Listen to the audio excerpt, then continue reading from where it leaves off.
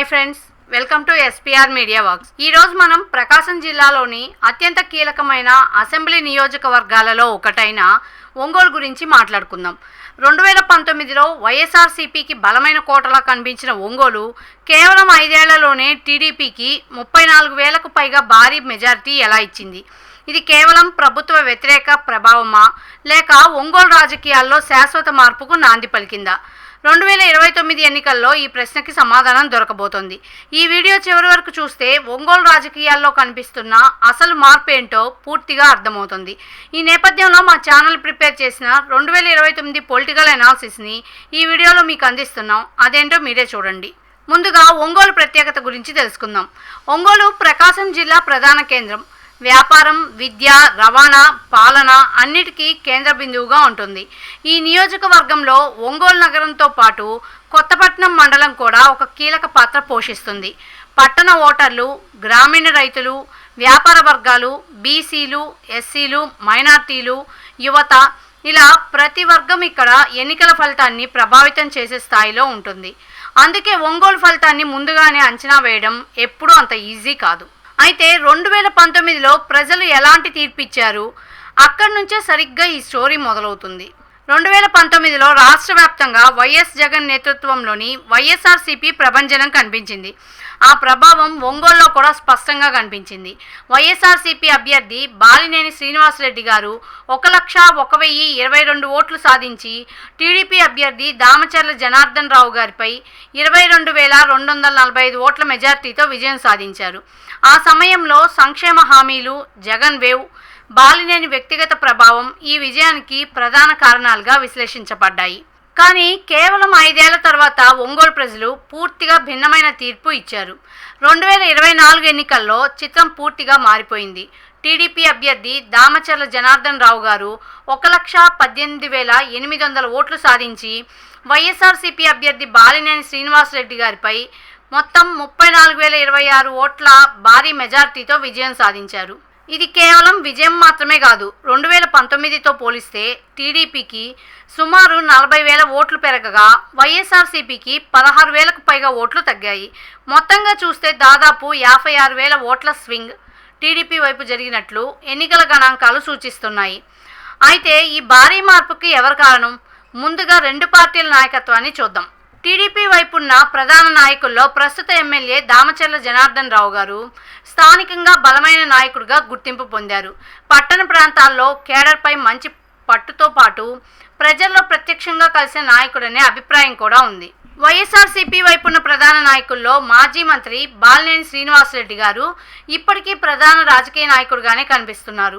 రెడ్డి వర్గంలో అలాగే కొన్ని గ్రామీణ ప్రాంతాల్లో ఆయనకు వ్యక్తిగత ఓట్ బ్యాంకు ఉందనే అభిప్రాయం కొనసాగుతుంది.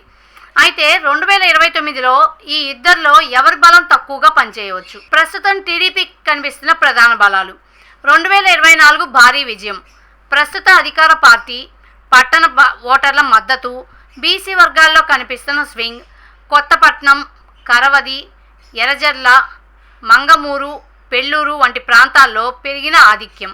అయితే టీడీపీకి కూడా కొన్ని సవాళ్లున్నాయి. 2024లో వచ్చిన భారీ స్వింగ్ను 2029 వరకు అలాగే నిలబెట్టుకోవాలి. ప్రభుత్వ పనితీరుపైనే ప్రజల అభిప్రాయం ఆధారపడి ఉంటుంది.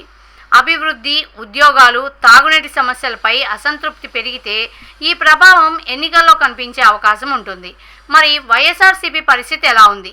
వైఎస్ఆర్సీపీకి ఉన్న ప్రధాన బలాల విషయానికి వస్తే బాలినేని గారి వ్యక్తిగత ప్రభావం, రెడ్డి సామాజిక వర్గంలో బలం, ముస్లిం ఓట్ బ్యాంక్, కొన్ని గ్రామీణ ప్రాంతాల్లో సంక్షేమ పథకాల ప్రభావం ఇవి ఇప్పటికీ బలాలుగానే కనిపిస్తున్నాయి.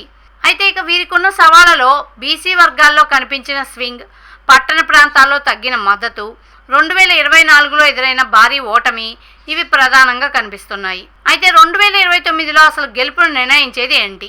ఒంగోలు నగర అభివృద్ధి, తాగునీటి సమస్య, పరిశ్రమలు, ఉద్యోగ అవకాశాలు, బీసీ ఓటర్ల తుది నిర్ణయం, యువత ఓటింగ్ ధోరణి, కొత్తపట్నం, కరవది, ఎర్రజర్ల, పెళ్ళూరు, మంగమూరు, ఈతముక్కల వంటి కీలక గ్రామాల్లో వచ్చే స్వింగ్, అలాగే బాలినేని గారి భవిష్యత్ రాజకీయాల నిర్ణయాలు కూడా 2029 ఎన్నికలపై ప్రభావం చూపే అవకాశం ఉంది.